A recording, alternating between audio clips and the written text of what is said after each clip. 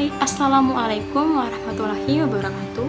Perkenalkan, nama saya Diana Fitri dengan NIM 21056. Nah, pada kesempatan kali ini, saya akan menyampaikan sedikit materi mengenai agen antagonis cendawan Gliocladium sp pada pertumbuhan tanaman tomat. Nah, sebelumnya saya akan menjelaskan sedikit untuk bagaimana tanaman tomat tersebut diserang oleh jamur apa dan dikendalikan oleh patogen maupun cendawan apa. Baik, untuk budidaya tomat tersendiri tidak terlepas dari penggunaan pupuk, mau itu pupuk organik, pupuk kimia, maupun pestisida organik. Untuk itu, lahan harus diketahui agar produktivitas dari tanaman tomat yang ditanam tidak mengalami penurunan. Nah, salah satu penyakit yang menyerang tanaman tomat disebabkan oleh jamur patogen Fusarium oxysporum. Jamur ini menyerang akar yang terluka, dan gejala ini pada daun terlihat layu dan juga mengakibatkan seluruh tanaman akan mati.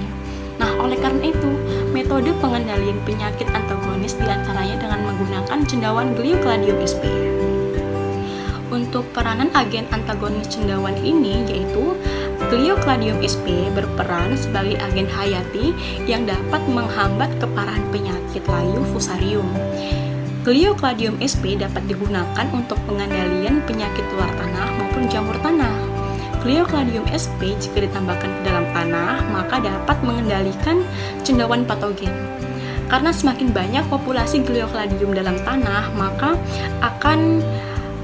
daya antagonisnya akan semakin besar dan juga antibiotik yang dihasilkan pada tanaman akan semakin baik untuk membunuh patogen.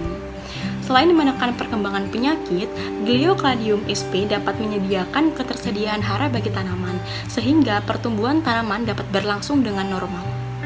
Miselium Gliocladium sp akan mempertahankan bagian tanah, sehingga akan membentuk struktur tanah yang remah, maka akar tanaman akan lebih mudah berkembang. Selanjutnya, Gliocladium sp berperan dalam menguraikan bahan organik menjadi mineral-mineral yang diperlukan untuk pertumbuhan dan juga perkembangan tanaman tomat. Untuk mekanisme cendawan ini sendiri yaitu mampu menghasilkan senyawa antifungni. Zat yang dikeluarkan dapat menembus tanaman inang dan membentuk satu penghalang bagi masuknya jamur patogen tular tanah. Dengan dihambatnya jamur patogen, maka transport hara akan menjadi lancar. Hal ini menyebabkan pertumbuhan tanaman menjadi lebih baik, sehingga berpengaruh terhadap hasil panen tanaman tomat nantinya. Cendawan Gliocladium sp memarasit inangnya dengan cara menutupi ataupun membungkus patogen menggunakan enzim-enzim dan menghancurkan dinding sel patogen hingga patogen tersebut mati. Gliocladium sp dapat hidup baik sebagai saprofit maupun parasit pada cendawan lain.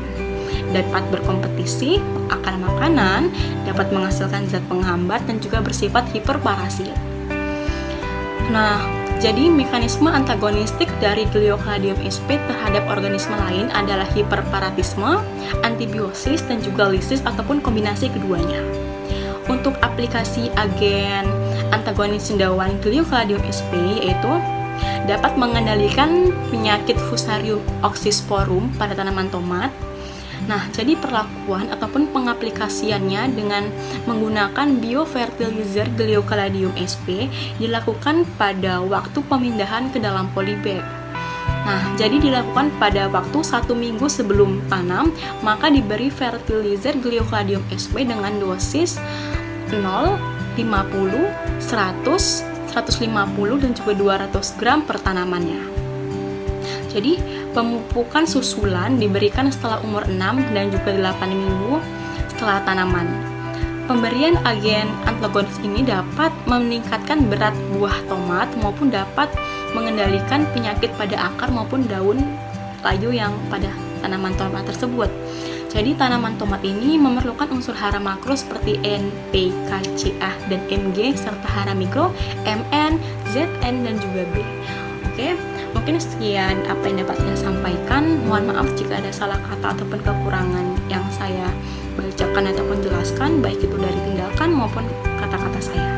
Terima kasih atas perhatiannya. Wassalamualaikum warahmatullahi wabarakatuh.